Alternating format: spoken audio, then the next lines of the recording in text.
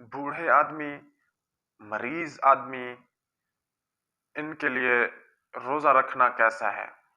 ایسے آدمی جو انتہائی بوڑھے ہو چکے ہیں، جن کو شیخ فانی کہا جاتا ہے، ایسے بوڑھے ہوئے ہیں کہ اب وہ بیچارے موت کے قریب ہو چکے ہیں، اور اسی طرح ایسا مریض جس کو صحت یاب ہونے کی امید نہیں ہے، تو ان لوگوں کے لیے مسئلہ یہ ہے کہ یہ لوگ روزہ نہ رکھیں، کیونکہ اگر روزہ رکھنے کی قوت ان کے پاس نہیں ہے.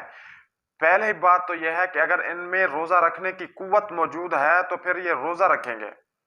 اگر روزہ رکھنے کی قوت موجود نہیں ہے تو شیخ فانی جو انتہائی بوڑھا ہو چکا ہے، موت کے قریب ہے، اور ایسا مریض جو اس کی مرض ایسی ہے کہ اس کو صحت یاب ہونے کی امید نہیں ہے، تو ان لوگوں کے لیے شریعت نے یہ مسئلہ لکھا ہے کہ پھر ہر روزے کے بدلے میں یہ فدیہ ادا کریں گے.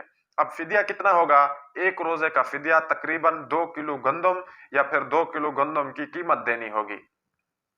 یاد رکھیں کہ اگر یہ جو مریض ہے جس کو صحت یاب ہونے کی امید نہیں ہے، اس نے روزوں کا فدیہ ادا کر دیا، فدیہ ادا کر دینے کے بعد پھر اس کو اللہ تعالیٰ نے صحت عطا کر دی ہے، تو پھر اس کا یہ فدیہ ختم ہو جائے گا.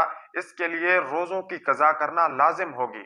ہاں، اگر مریض مرض کی حالت میں فدیہ ادا کر دے اور پھر موت تک دوبارہ صحت یاب نہیں ہو سکا، تو اب اگر یہ مر گیا تو جو اس نے روزوں کا فدیہ ادا کیا تھا تو وہ اس کے روزے کے بدلے میں اللہ تعالیٰ مقبول فرما لیں گے.